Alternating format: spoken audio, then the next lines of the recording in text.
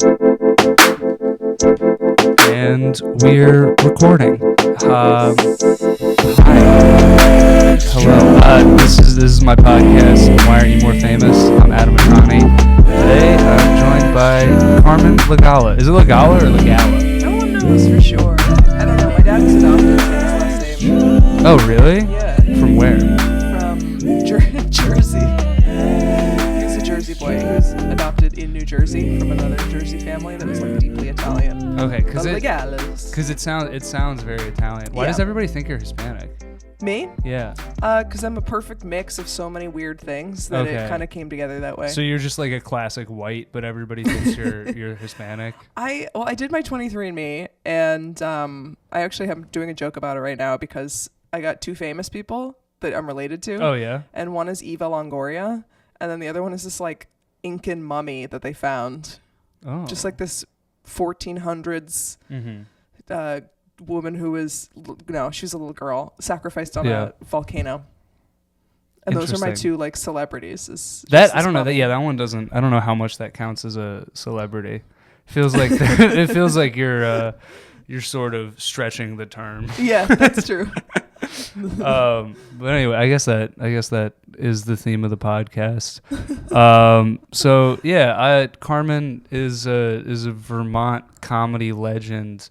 When I started doing stand-up in Vermont, everybody talked about Carmen, and I didn't know her at the time because she was already here in New York, and so I was like, I just thought of you as like this like mythic figure, and then I met you on a show in Boston. I was like, oh my god, that's Carmen Lagala. I was just like, hey, what's up? Yeah. Like, oh god. So how did you start doing stand-up?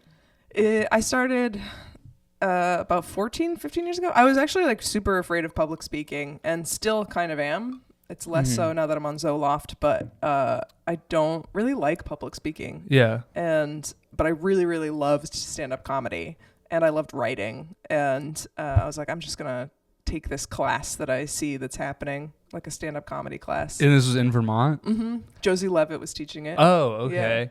Yeah. And what were you doing before you started doing comedy? Waiting tables and waiting table. I graduated during 2008, during the year where there were no jobs. Mm-hmm. Like I graduated the top of my class. I'm like, oh, I was so great. Like just this all-star athlete, and I couldn't get a job to save my life. I couldn't, so I just started waiting tables, which was also hard to get a job doing that. What sport did you play? Track and field. And there were no jobs in that? In Shockingly. the booming industry of track and field? Yeah, deliveries by car and motorcycle now. I think back in like Athens, I would have crushed it. Oh yeah. In the like OG Olympics. Exactly. Yeah. That's like me fantasizing about like, man, if I was just in 1946, could have been in the NBA. Probably still would have been like one of the worst people though. That's the thing. It's just like in my fantasy, I would kill it, but then I'd be like just getting crossed up by Bob Cousy and just be like, okay, this guy's good. But you could like underhand. Like just go with those underhand shots and smoke a cigar. That must have been awesome. Yeah, it sounds like a fun time. Back when men were men. Back in the good old days. I've been watching Mad Men, and I've been watching it with my girlfriend, and there's just so many scenes where she's just like, oh, that's disgusting. And I'm like, yeah, sure would have hated to be alive during that time. Sure wouldn't have been good for me in any way. What era was it? It's like the early 60s. Okay. Yeah, just before everything went downhill. I would hate it if somebody was listening to this and this was their first impression. I mean, like, oh, this guy is just a terrible person. This is who he really is. This is the real me. Yeah, I've been fake woke all these years. I can't watch Mad Men because it's called Mad Men. I don't like mad and I don't like men. Mm-hmm. What if you pretend it's like Mad Magazine? Happy Women. I could watch that. What about like Mad Magazine? Mad Mag. Oh, great. I love Mad Magazine. So what if like you pretend it's like that? Okay. Oh, like Crazy Men? Oh, that's what they mean? No. Oh. It's because it's Madison Avenue. I thought it was like angry dudes. And I was like, I have not. It's fine. They're ad men on Madison Avenue. So they're mad men. Yeah. So anyway, back to how you started in comedy. So you were just like a big fan of stand-up and were you doing like any other type of arts stuff before? A little bit of theater. I dabbled. I minored in film, so I thought I was gonna do more with that. But it changes every couple seconds. Yeah, I majored in film and thought I was going to do more with that. And I was like struggling to turn the camera on. So we both went to UVM. Yeah. So I think maybe that's a reflection of the film department there. I don't know. Maybe it could just be us. I don't know. I don't want to it wasn't generalize. Practical learning. I don't know if you get that. Same. It was all like esoteric, like just like, oh, what does this film noir mean to the like culture and society? And it's like, this isn't. Well, it's nice to know that in the 10 years between us that the curriculum didn't change at all. That it was just the exact same thing. Did we have the same teachers? Any of the same teachers? Probably. Name some people. Did you have? I can't remember their names. Yeah. Did you have that guy that was like this and he had a big beard and? No, I don't think Did you have really intense nerd guy who his wife is also teaching? Yes, I had both. Yeah. I had both of them. Yeah, they were cool. I like them. Yeah, I want to hear more of these characters. Yeah. And she's like, yes, we have 2 twin boys, and we didn't want them to watch movies until they were older, but we started watching. They started like when their kids were like 2. Yeah. Yeah. So you went to UVM. So you grew up in Vermont, and what was that like? Did you grow up in Vermont too? No, I'm from Pennsylvania. Oh. Yeah. Like what part? Like the scary part? Harrisburg. Okay. The boring part. Yeah. It's, I mean, well, what do you think of as the scary part of Pennsylvania? The outskirts where all the like Republicans are like. Nah, that's like kind of like outside of Harrisburg. So it's like, because I remember meeting somebody else, like Harrisburg is the capital. So it's like right in the middle, central Pennsylvania. And I remember meeting somebody else from another like small town in central PA. And I was like, oh, I'm from central PA also. And he was like, where? And I was like, Harrisburg. And he was like, oh, that's like the city. And I'm like, and Harrisburg is not the city. How many people are in it? 50,000, 40,000, 50,000. It's like Burlington size. Okay. Yeah. So it's like, honestly, as an 8,000 people in my town person, which town are you from? Yeah, exactly. Fancy. Yeah. Which town are you from? Montpelier. The capital. Wait, we're both from capitals. Yeah. Yeah. Wait, Harrisburg is the capital of Pennsylvania? Yeah. I thought it was Philadelphia. Everybody thinks it's Philadelphia. Yeah. Whoa. This is riveting conversation. And also, I haven't used my state capital since 5th grade. How many think you can name? Well, I was pretty confident until about 5 seconds ago. Yeah, so far you're 1 for 2. Yeah. I think. I think 0. I couldn't remember like my friend's name yesterday, so I'm not doing good with like memories in general. Yeah. So state capitals are not gonna. They say that's do one, quiz one. Washington. Is it not DC? No, the state. Oh, the state of Washington. Oh, Olympia? I think so. North Dakota. Bismarck? South Dakota. Bismarck? Nevada. Nevada City? Nebraska. Wait, is it really Nevada City? That is not a place. Yes, that is not. I don't think that's a place. Is it Las Vegas? I think it is Vegas, isn't it? Maybe. But that's I don't know. Think, yeah. So you're just. I'm just quizzing. I can just make shit up. I'm just along for the ride at this point. Oh, I don't know. I don't make one up. Yeah. And be like, oh. Nevada City is most definitely not a place though. That I can say for sure. Vermont. Yeah. Remember that commercial they had about Vermont where the little girl, they were like, Cheerios makes you smarter. And it had a little girl being quizzed on the state, or a little boy being quizzed on the state capitals. And then they go Vermont and the kid's stumped and the little girl's eating Cheerios and she goes, Montpelier. No, I don't. Maybe they only ran that in Vermont. I think so, for sure. We were like, oh, they noticed us. Yeah. Nobody even knew it was a state. I used to come into New York City to visit and they'd be like, where are you from? I'm like, Vermont. They're like, huh. So is that in Canada? And I'm like, that's pretty dumb. I also had a bouncer once in Tennessee who didn't recognize that Vermont was a state in the United States, so he didn't let me into the bar. What? Yeah. That seems like not how that works, too. You know, like you have one job and it's to know the 50 states. Well, it also seems like it feels a little xenophobic, you know? He's like not letting foreigners into the bar. I'm sure like he knew what California was. I think he just had never heard of Vermont. That's crazy. That is wild. Yep. I don't. Yeah. But anyway, yeah. So you grew up in a small town, and you did like as a kid. What were your interests? imaginative games in the yard, going into the woods and exploring. So just like a very odd child, kind of is that? Yeah, me too. Yeah. He's a weird kid. Did you have siblings? Yeah, older sister. Older sister? You guys close? Not as close as I'd like to be. How close would you like to be? I would like to be able to like text issues to each other, you know? Yeah. And be like, I'm struggling with this. And How? I'm like, I don't know. How often do you talk? We send memes almost every day. Okay. Yeah. Yeah. It's like one of those. Yeah. Nice. Do you have siblings? Do you have the same? What's your situation? Well, no. I'd say my situation with my siblings is much different. I have an older brother, but he's dead. So I'd love to send some memes back and forth. That's yeah. My brother died. He died when he was 20. When I was 16. Damn. Yeah. That's hard. It is. Yeah. It's that's been 12 years. Damn. I know. You're 32? No. He was 20. You were 12. I was 16. I'm 28. 16. Okay. Yeah. I heard 12 in my head. I have dyscalculia. No, do you have that thing with the like dyslexia with numbers? I definitely feel like I mess numbers and letters up every single day. Yeah. But I've never been diagnosed because I'd have to go see somebody. That's insane. What other things do you think you have that you've never been diagnosed with? ADHD. Yeah, probably. Yeah. Based on this conversation, I'd say like this is just two people with ADHD just trying to have a conversation. I feel like Those are the best conversations. I feel like just because this is like a comedy podcast with comedians, like that is just what every episode is gonna be. It's just gonna be like, look, I'm gonna try my best to stay on topic. No promises. I have no idea what's gonna happen.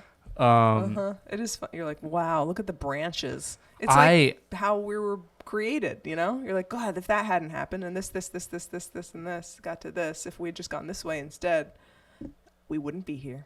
I have no idea what any of that was. Yeah. Yeah. So, the last episode I did, I don't remember what the conversation was, but I was just like, oh, I started keeping this is how many poops I've taken this month. Poops? Yeah. This month? Yeah. How many in a month? So I saw somebody on Twitter, I just kept track of how many poops I took every month for a year. Here it is. And then, so I just started doing that. Where did you at put the it in beginning Notes of this app? month. Yeah, just in my Notes app. So let's see. So did you put times and stuff on it? That'd probably be really No, that would be good. I'm just logging numbers. Okay. So wait, what about the little ones that are like annoying and you're those just count? Like, okay. Those count. Okay. Yeah. So this was like I saw it on like October 2nd or something, and I was like, oh, I know I pooped once yesterday, so let's start now. They say over 3 a day is bad and under one a day. Every 3 days or something like Every that. 3 day? Like you should go to the doctor if you're not pooping until it has to be at least once every 3 days and no more than 3 times a day. I felt like the amount that I was thinking was like more than at least once a day. Yes. Yeah, but not more than twice every day. Mm-hmm. So That's it is. where I'm at too. It is October 27th, and I've pooped 40 times this month.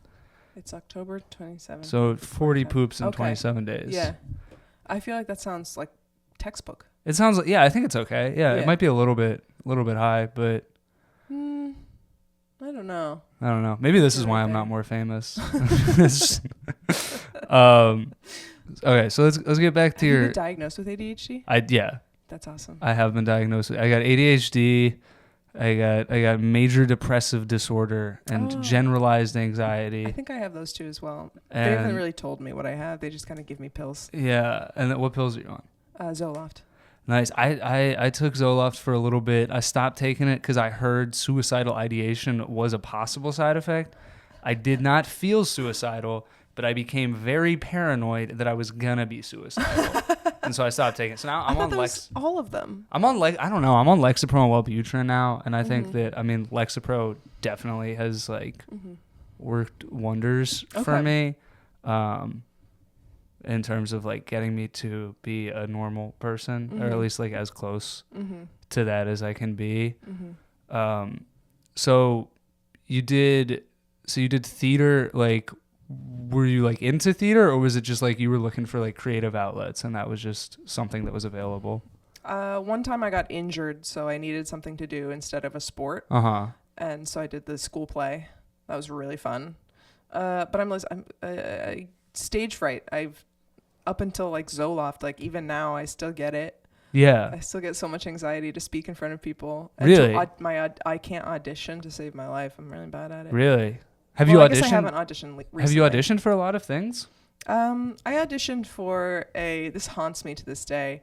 When I got Late Night with Stephen Colbert, they tried to like push me through a bunch of different things. And one thing was they tried to get me into like a sitcom. Mm-hmm. So they had me audition for the sitcom that never got made. It was fucking awful. Like the writing was so bad, and I was so scared and depressed and anxious at that point in my life that I didn't stand up for myself to be like, hey, this is bad, but if you guys need a writer, I think I could fix this. But I didn't have that back then. I just auditioned for this part in front of these two like children.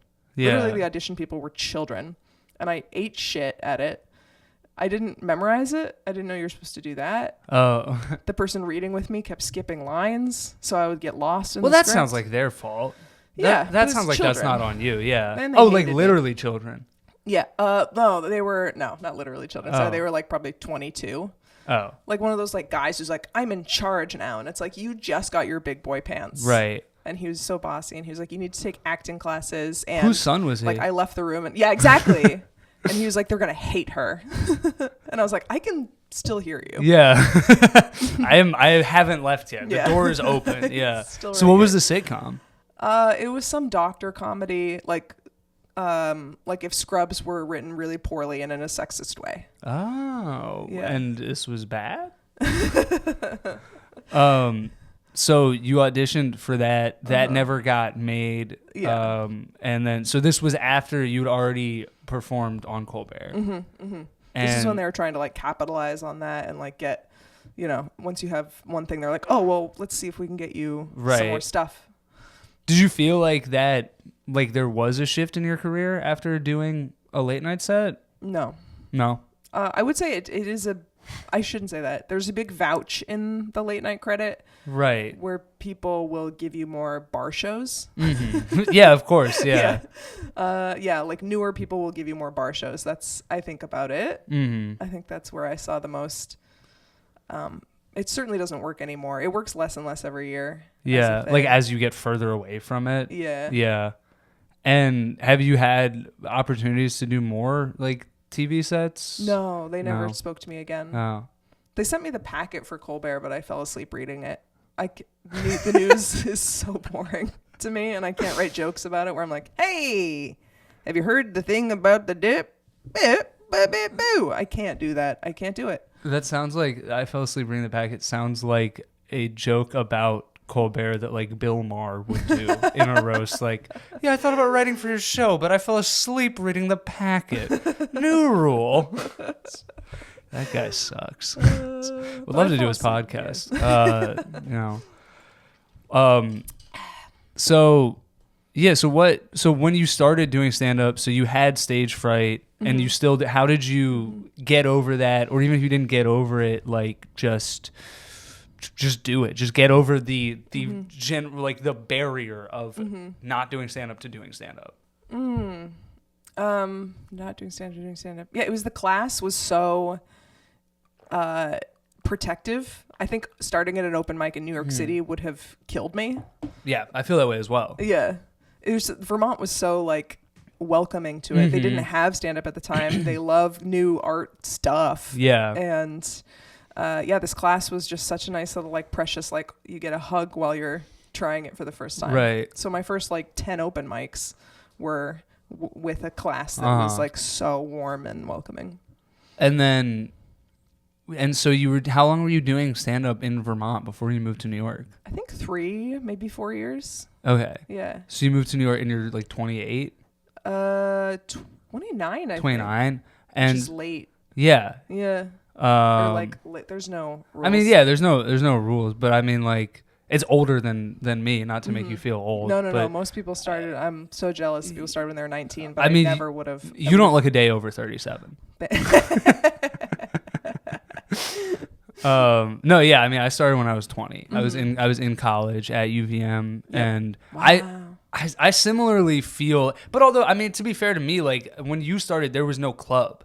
Yeah. Like when I started, like Vermont Comedy Club had just opened up, so like there was a comedy club that had a weekly open mic, and I think without that, it probably would have been a lot harder for me because I never like took a class or anything. Yeah. And I don't know. I mean, how do you feel about comedy classes? Like, because I feel like people have varying feelings about it, about like if it's something that can be taught. Yes, I absolutely understand the ire for it and the you're just getting money from it or whatever.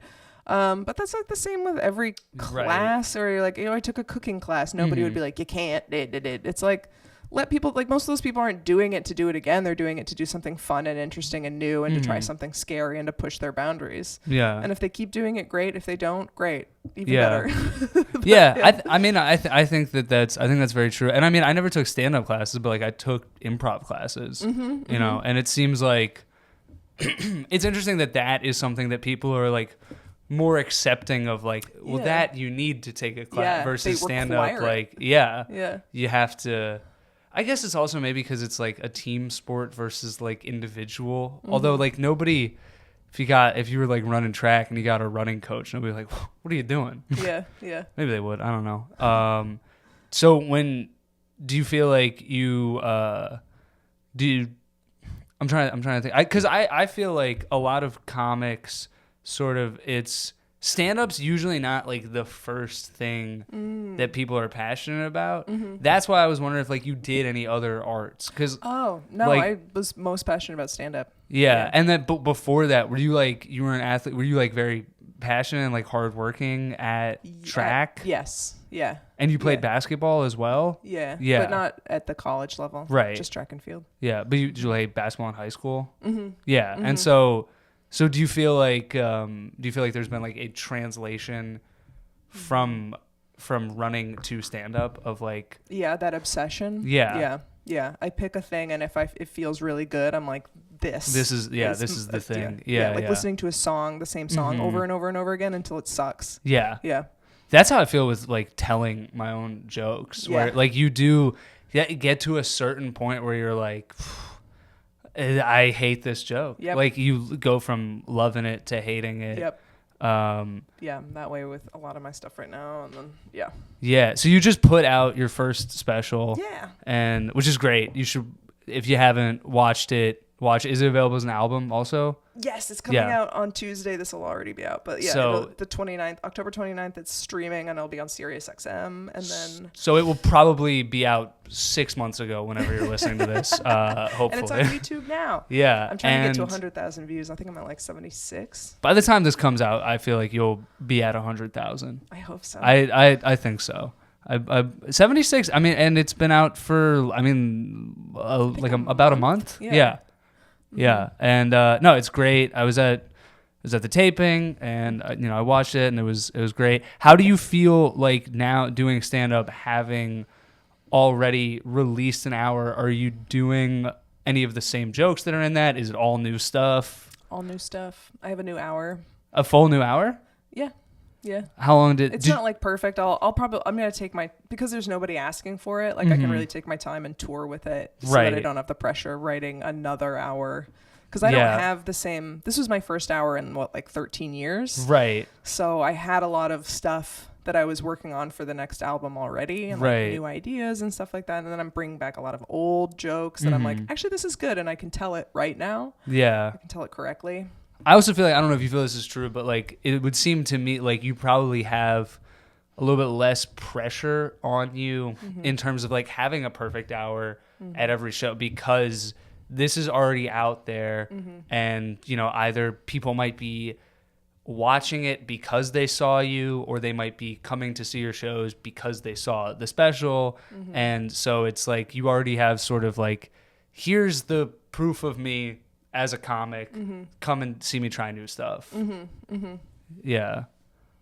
I guess agree. Cool. I guess it wasn't really a question. I guess it was just me stating like, is this true? And it is. True. But who were like your inspirations when you started doing stand up? I really liked Mitch Hedberg. That was like my first love. And then I was about to go see him, and he died. Brutal. Sucks. I'd say I really liked Dane Cook. when he started. Oh, yeah. I know everybody's had that whole thing where he made it accessible in the same way that like this is the way that like Matt Rife is going to be thought of eventually, I think. I think he is. I have had that thought of that, like he's sort of the modern day Dane Cook in a lot of ways. He really is. Yeah, you rose up really quickly, really fast, so the fall is going to be really sharp and awful as well. Yeah. It sucks that that's how stand-up works, but it is. It's like the sharper you up, the quicker and sharper you will down the exact same. But so in a way I'm like, oh, it is kind of nice that I'm rising really, really fucking slowly. Some would say not at all. I think that might be better in the long run. I think so. I mean, I think there's definitely something to that of like, you made your first special when you'd been doing stand-up for 14 years as opposed to 14 months. Yeah. And so it's like, I'm sure it's a much harder road, but like the quality of the product is definitely higher. Yeah, thank you. I would imagine. I mean, I don't know like what you were like your first year of stand up or like Amazing. first. That was so bad. It's actually so much better. It's all been downhill. Yeah, but so do you feel like were there like times where you were like, oh, why hasn't this like happened for me yet, or like why am I not getting more? Every more day. opportunities? I And you still feel that way? Yeah. It oscillates wildly between like, why am I not here? And then also like, oh, I'm garbage. I deserve nothing. I'm the worst. Like, it's never something I would just like to sit in the middle somewhere. Yeah. Yeah. And I feel like it must be, I feel like probably just like that no matter what level you're at or of whatever you're doing, that there's always a higher level. Yeah. Which is why, I mean, I feel like for this podcast, like part of the idea of like naming it, like, why aren't you more famous, is sort of like, I feel like that's a thing that is a question that's applicable to anyone in entertainment. Like, that's unless true. you're like Kevin Hart and it's like, how could you be more famous? Yeah. Like, it's not like for almost anyone below that level, it's like, there's always a level where you could be higher. And, so why aren't you more famous? I think the qualities I see in famous people right now, and it's always changing, which is, it's nice. That's good. It won't be like this forever, I don't think. But I think the way people are getting success now is pretty cutthroat, pretty robotic. Their comedy is not the way that I like to do it. I like to be a little bit more free. Yeah. Whereas people are a little bit more regimented and a little bit more maybe consistent with their product and cleaner. They don't mention that sex exists or whatever. I feel like that is like actually kind of important to success for some reason. Like, you can't go if the dark topics are not making women be seen, I guess. But I think like if you're a man in Austin, it's working out all right for you. But yeah, well, but that's the thing, is that it's like you either have to be clean and accessible to everyone, or you have to be appealing to this group of people that wants the dirtiest, edgiest, darkest and they want you stuff. to believe the things that they believe, and it's like, I can't. And it's like, I think that when you're in between that, when you're like, because I feel this way about myself, when you're like, I'm not like dirty, but I'm not like clean, and I'm not like, like, oh yeah, they can't put a label on you. Yeah, that's frustrating for like capitalism. Yeah, because people can't go up. Yeah, people, they really want like either end of the spectrum. They don't want you in the middle. And I think if they can't find a way to put you in a specific box, it is really hard. Agree. Yeah. So you moved here like 10 years ago, and what was that like? I broke up with my boyfriend and packed up all my stuff. I was like, I just need to be here. I had visited several times, and I was like, this feels like home. This feels like the place I need to be to do more comedy and to do it better and faster. And I'd always wanted to live in a big city. I just love it. It's just, there's so much energy here. Yeah. Coming from Vermont. I felt the exact same way. And I mean, I grew up, only 3 hours from here. Yeah. So I came, and my parents always had friends here. So we came here a lot. And like, every time I just kind of immediately felt comfortable in here. And like from the time I was like a little kid, was like, I want to live in New York. Yeah.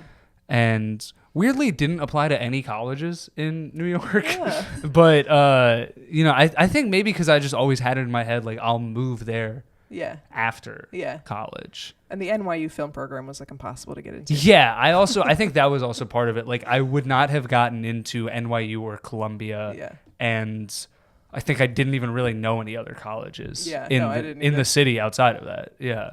And it would have cost $1 billion. Yeah. I don't know how anyone goes to school here.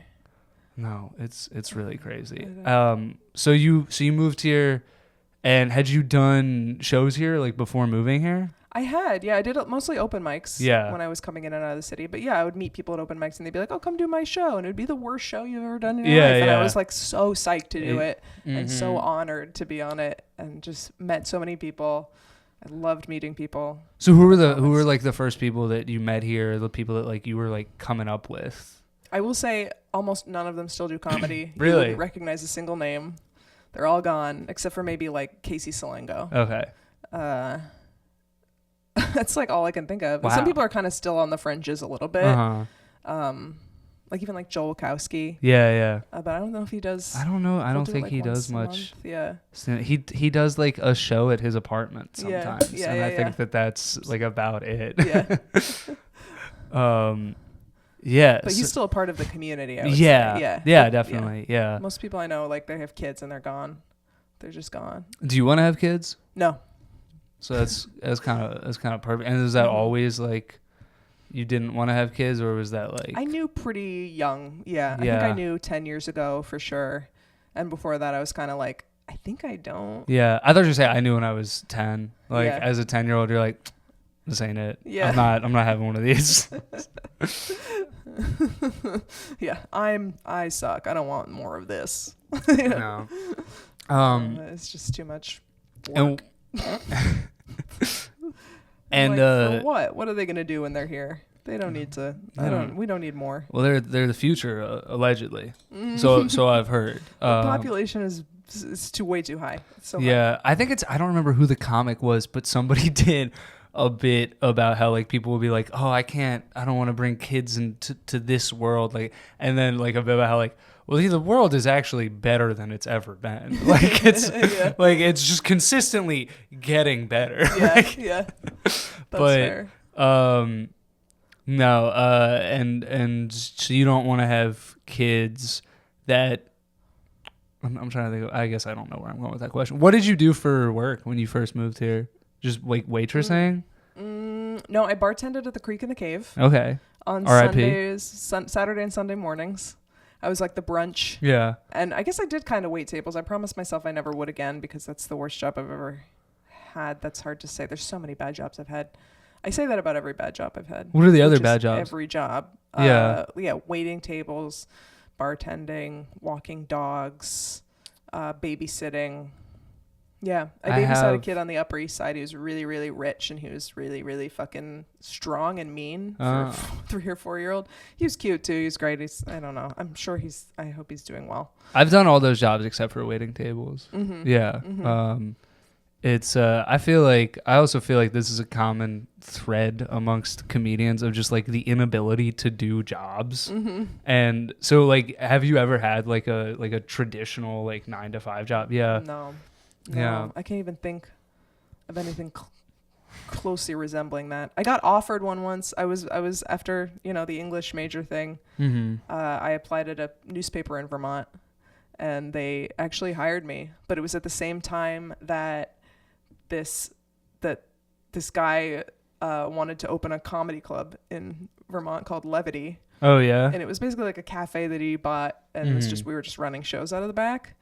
But he was like, "Do you want to manage this?" And I was like, "Yeah." And they were both paying, I think, $9 an hour. Wow, so that is crazy. It's so bad. That is so little money. Yeah. It's also, I mean, in New York, even like everything, like nothing sounds like a lot of money. Like I know people that make like $100,000 a year, and they're like, oh, "I need to save money." Yeah. Because it's like not enough when you're paying like $3,000 in rent for like a shitty apartment. $3,000 is like not a good apartment. What an insane place that we live. But it's the best. I love it. It's great. It's so great. It's It's so funny. Because one of my roommates hates New York, and he's just always complaining about it. And every time he complains, I'm like, yeah, that's so true. But isn't it great? Isn't it just? Yeah. It's both. It's both. It's so weird. It is one of those places where like you just have to love living. It's really a love it or hate it kind of place. Yeah. It is the no in between. No. I've hated the city many times where I'm like, I don't want to be here for like a full year. Yeah. And then the next year I'm like, I love it here. When you first moved here, did you have like a hard time transitioning? No, that was the best time. I feel like when you first move here, everything you're like, oh my God, that's when you see all the celebrities. Yeah. That's when you're like, holy shit, all the possibilities are open to you. Your energy is like matching this like sparkly thing. And then I think I dipped for a long time in the middle, and now I'm back to really loving it. Pandemic got me back. Yeah, same. Yeah. I mean, I was only here for 6 months before COVID, but I do think that when I came back in 2021, that first year of being back doing stand-up, probably like the most fun comedy has ever been and will ever be. Yeah. Like people were so excited. People were so excited to be doing stand-up. Yep. People were so excited to be going to shows, just to be hanging out with other people. It's like I guess that's the biggest benefit of a pandemic is that it is really one of those things where like it makes you sort of like appreciate what you have just in terms of like being social. Yes. Yeah. Yeah. Yeah, we need more things taken from us. Yeah, just take our rights, like just take it all. Who cares? But then give it back. Yeah. Oh my God, it's like take away the abortion, bring back the abortion. It's like when you're sick and you get healthy again, and you're like, I'll never take advantage of the fact that I'm healthy again. I'm never going to take this for granted. I am going to live every day to the fullest. And then like a week later, you're sick again because you didn't do that. Like, yeah. So what were your goals in comedy when you first started? Or like aspirations, ambitions, dreams? I had very low key, very reasonable goals. I actually did want to do late night within like 7 or 8 years. I think it was like all my peers were like, I'm going to start comedy. I'm going to get to the city. It's going to be 1 year and then I'm going to get late night and da-da-da-da-da. Yeah, 7 or 8 years is so reasonable. Yeah, exactly. That is such a realistic timeline. Yeah. Yeah. And was it 7 or 8 years? Yeah, it was like exactly. Wow. 7 or 8 years. Yeah. And that was that pretty much it, or like what was? What did I want back then? That's a really good question. We're really getting into the. I would just wanted to get better. Like I love the art form and I still do. I think I need more concrete goals to be successful and to make it. Like I wanted to be a road dog and I wanted to be better at comedy and I just wanted to keep getting better. And that's not, I think you need to have more concrete goals. But do you feel like you've achieved those things? Yeah. Yeah. And do you feel like those are still the things that you're like striving towards or that you've... Yeah, just better versions of that. Yeah. Better gigs that I don't break even on, Jesus Christ. How long did it take you to, or maybe it's not, to actually make money and stop just breaking even or losing money on road shows? Oh gosh, I would say I'm still breaking even or losing money on road shows from time to time. Pretty often actually, or like there's no hotel included, stuff like that where you're like, God damn it. But also like I'm not selling tickets because like, I don't know. What is that? Followers? Who knows? I guess so. I don't know. I mean, email list. Nobody signed up for my email list. Please sign up for my email list. There's like 4 people on it, and most of them are just my friends being like, "Hi, Carmen." Let's get Carmen to. So we want 100,000 views on the special, and I don't know, 10 people on the email list. Like reasonable. We're talking reasonable goals, and honestly, just in the next 7 to 8 years. That's. It doesn't have to be right away. I should probably shoot higher, huh? Yeah. Well, I don't know. I mean, do you feel like happy with where your career is? Mostly. Yeah. Yes. It oscillates where I'm like, oh, I should be really grateful. Like this is where I wanted to be. This would have been like the dream of mine several years ago. Mm-hmm. And now I got it. But you always just want more and better. And that's kind of the game of it. And that's fine. Yeah. And that's better. I mean, I guess that's kind of good too. Like you should always be striving for more. I don't know. I remember like when I ran track and cross country in high school, my coach said like after a race, like you should always be happy but never be satisfied. And I thought that was like a pretty good like lesson. I mean, it's very like cliche, like athlete speak, you know, but I thought that was good. Like, oh yeah, you should feel good about what you've done, but you should be like, I could do better. Yeah. And I think that that's just a good way to look at any pursuit, whether that is like something creative or sports, like whatever you're doing. Just keep trying to get better, but also like be appreciative and happy of where you're at and the progress that you've made. Yep, agree. Yeah. And let me see. I had notes of what questions I wanted to ask you. I just want to make sure that there's not anything I'm like glossing over.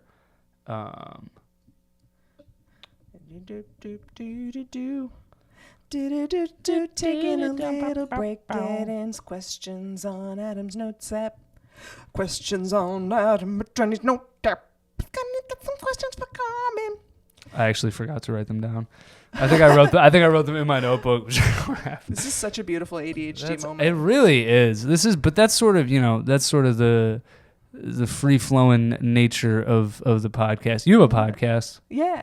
You have In Cahoots. We're in the studio. Yeah, we are in Carmen's studio. Love this away game thing. Yeah, it's I don't have a studio, and I've just been asking my friends, can I use yours, please? And but also it's perfect because like I don't want to leave my house.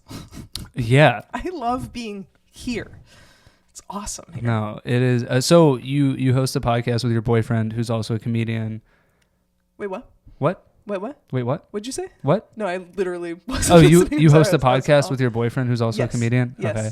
I didn't know. He's watching football games at the same time. I didn't know if it was like a secret that it was your boyfriend. I thought that was the premise, but yeah. So what? That's what I know. I just wasn't listening to what you Oh said God. No. Yeah. So what's that like? Horrible. I can see him right now. He's he's so not paying attention to any of this. No, it's awesome, dude. I think every couple should have a podcast together. Yeah, my girlfriend keeps asking me. She's like, "Will you interview me for the podcast?" I'm like, "Sure." Yeah. That's so fun. Yeah, no, I think it'll be fun. She's not a comedian. She's not a comedian. Yeah, she is funny normal. though. Yeah. But yeah, she's like a normal person with like a real job Yeah. and like not insane. Which is great. I love it. And she still like loves and accepts that you do Yeah. stand up and stuff. That's perfect. Yeah, it's pretty cool. I hear so many stories of significant others being like, this is just like a part-time hobby that like will end soon, right? And it's no. She's super supportive. She wants me to make more money. Like she doesn't. Yeah, like which is like fair. Because I'm like, yeah, me too. Yeah, so it's like she would like it if I got a higher paying day job, but like she's not in any way being like, so when's comedy gonna end? Like she's very supportive of it, which is great. What's your day job? My day job? Yeah. I'm a substitute teacher. Oh hell yeah! Wait, I used to do that too. Oh really? About that job, yeah. I loved that in Vermont, but I don't have a teaching degree, so I couldn't do it in New York. I don't have a teaching degree. Where do you do it? Private schools? No, public schools. Really? Yeah, you just need a degree.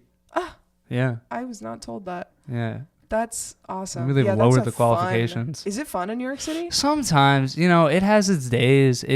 There's days where I'm like, this is great and I really enjoy doing this, and then there's other days where I'm like, kill me now. Yeah. Like this is the worst job ever. Yeah, it is early.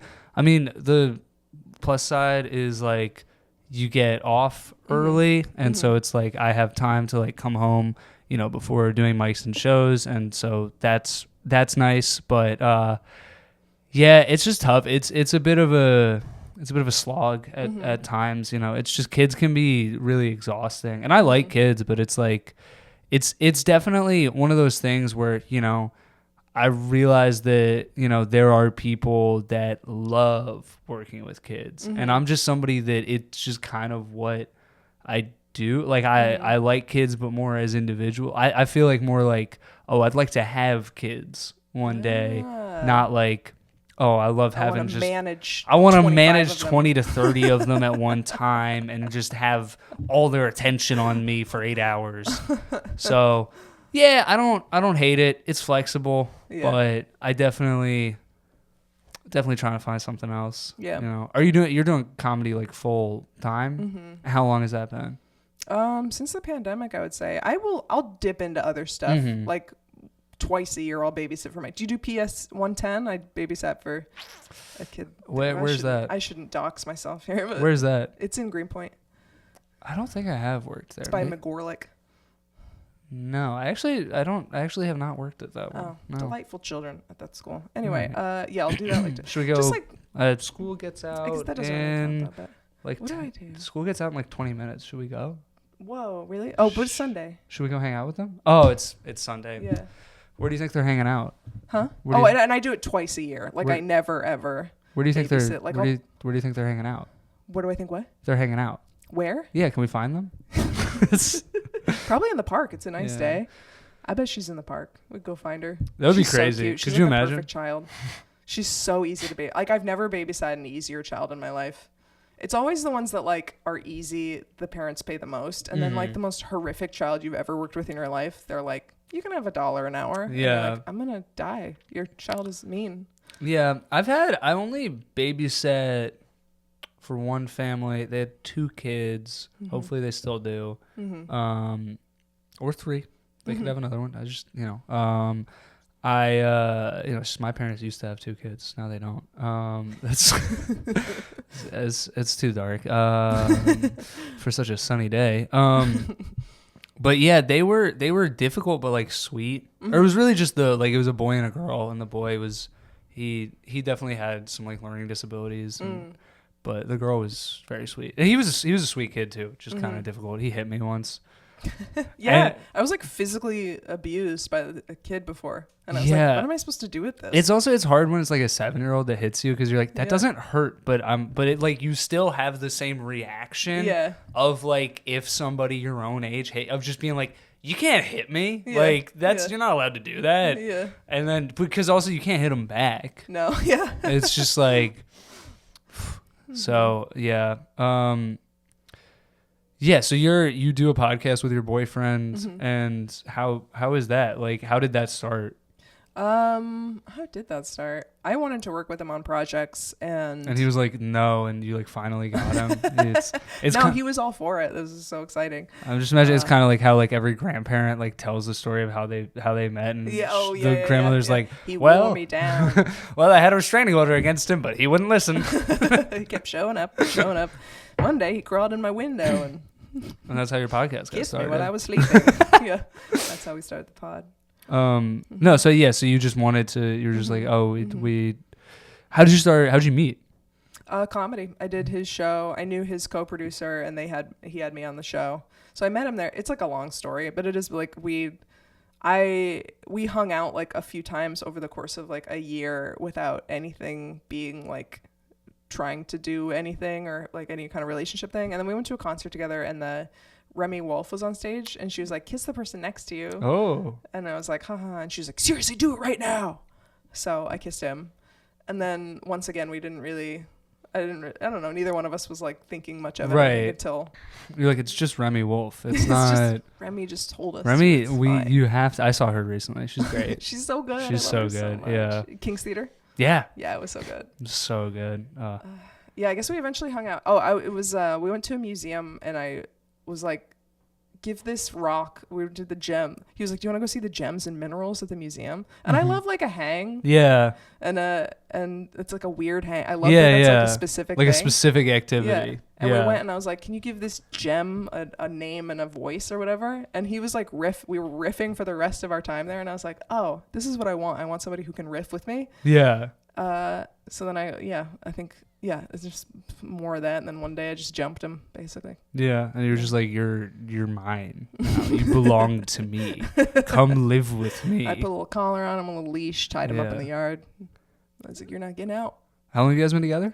Like 2 years. Nice. And how does this compare to other relationships you've been in? Positive, this is the worst negative? One. He's right there. He's so focused on the Lions game. How does it compare? He's much more like organized and type A. I had always kind of dated, I think, like, well, no, that's not true. I kind of date all over the map. I don't really have like a type, I don't think. Yeah. I've tried everything, I feel like. Yeah, so I don't know. We communicate, I think, better than I have communicated ever with anybody, and that's like really the cornerstone. I think that is probably the most important part of any relationship is communication and just knowing how to do that with the other person. Yep.